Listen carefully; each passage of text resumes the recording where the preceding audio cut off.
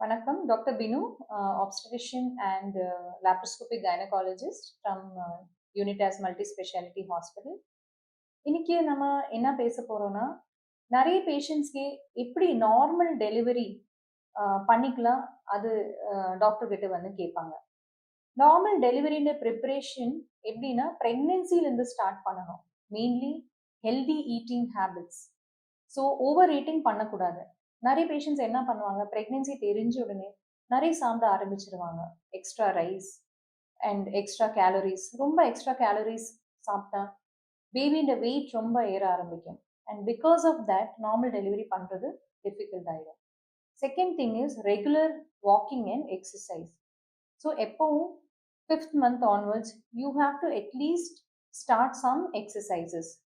Actually ப்ரெக்னென்சியோட ஸ்டார்டிங்லேருந்து walking எல்லாம் கண்டினியூ பண்ணலாம். 5ஆம் மாதம்லேருந்து நீங்கள் சர்டன் எக்ஸசைசஸும் ஆரம்பிச்சுக்கலாம். அண்ட் மோஸ்ட் இம்பார்ட்டன்ட் என்னன்னா, சப்போர்ட் ஃபேமிலியும் ஹஸ்பண்ட் இருக்கணும், especially during delivery. Also first டெலிவரிக்கு ரொம்ப டைம் எடுக்கும், especially 14 to 20 hours. Certain times ஒரு நாள் 2 நாளும் பேஷண்ட் லேபர் பெயின்ஸில் இருக்கலாம்.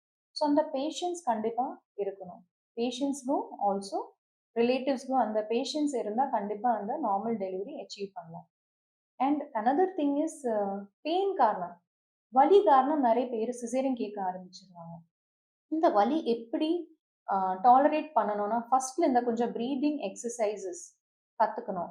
ஸோ இந்த ப்ரீதிங் எக்ஸசைசஸ் லேர்ன் பண்ணி அந்த லேபர் பெயின்ஸ் நல்லாவே நம்ம டாலரேட் பண்ண முடியும்.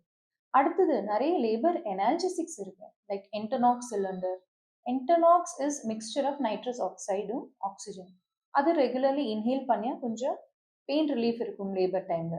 அடுத்தது என்னன்னா எபிடியூரல் எனர்ஜெசியா, தட் இஸ் பேக்ல சர்டன் இன்ஜெக்ஷன்ஸ் போட முடியும்.